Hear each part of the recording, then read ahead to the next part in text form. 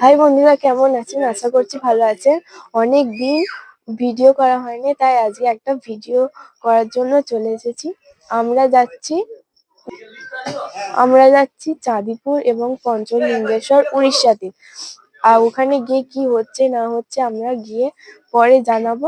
আজকের ভিডিও বাসে উঠে তো আমরা নিজেরা নিজেদের জায়গাতেই বসে পড়েছিলাম।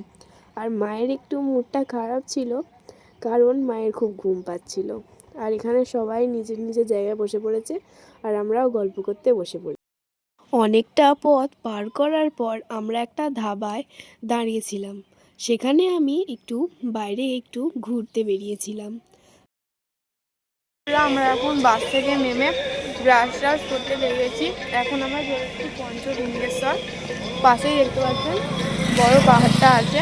এখন তারপর ফ্রেশ হওয়ার পর এখানে এসে দেখছি এখানে এখন রান্নার তোড়জোড় একেবারে শুরু হয়ে গেছে। সকালে ব্রেকফাস্ট করে এখন মন্দিরের উদ্দেশ্যে উপরে দিকে যাচ্ছি। অনেকটা উপরে উঠে গেছি। আমরা তো মেলা দেখতে দেখতে এগিয়েছিলাম আর ভাবছিলাম কখন যে মন্দিরে পৌঁছাবো। তারপর একটা গেট দেখে ভাবলাম এটাই হয়তো মন্দিরের গেট, কিন্তু এটাই শুরু, আরও হাঁটতে হবে। আর হাঁটতে হাঁটতে একটু আমরা দাঁড়িয়ে পড়েছিলাম, কারণ প্রচুরই হাঁপিয়ে গেছিলাম এতটা দূর আস্তে আস্তে। আর এখানে আবারও আমরা বসে পড়েছিলাম। আর আমি এখানে একা নয় গো, আরও সবাই এখানে বসে একটু আরাম করে নিচ্ছিল। আর দেখুন কতটা উপরে আমরা চলে এসেছি, তাও এখানে বোঝা যাচ্ছে না, কিন্তু আমরা আরও নিচ থেকে উপরে উঠেছিলাম। আর এখানে অনেকেই এইভাবে আরাম নিতে নিতে উঠছিল। আর দেখুন আরও কতটা উঠতে হবে। তার আগে এখানে একটু পাটা ধুয়ে নিতে হবে, কিন্তু যেই আমি এই জলে পা দিলাম তখন বুঝলাম জল কোনো সাধারণ জল নয়লা, এ যেন ফ্রিজের থেকেও বেশি ঠান্ডা জল। আর এখানে তবুও সবাই একটু ফটো তুলতেও এসেছে।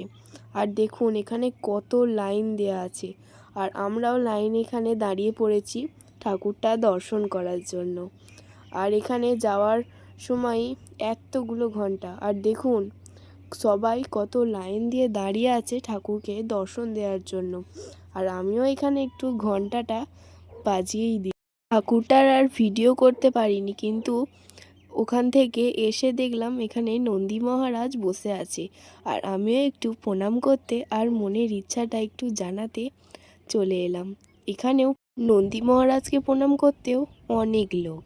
আর এখানে এসে দেখলাম প্রচুর লাইন এখনও পর্যন্ত আছে, আর লোক আরও বেড়ে যাচ্ছে।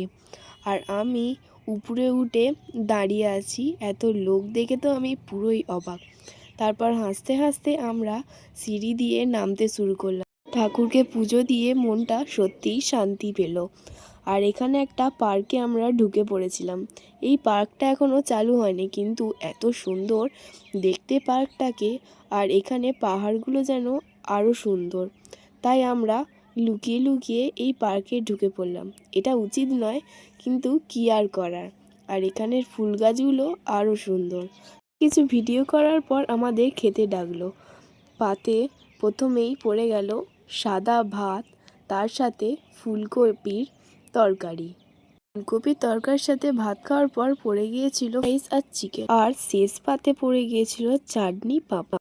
খাওয়ার পর একটু রেস্ট নেওয়ার পর আমরা চলে গেলাম একটা মন্দির দেখতে, জগন্নাথ মন্দির।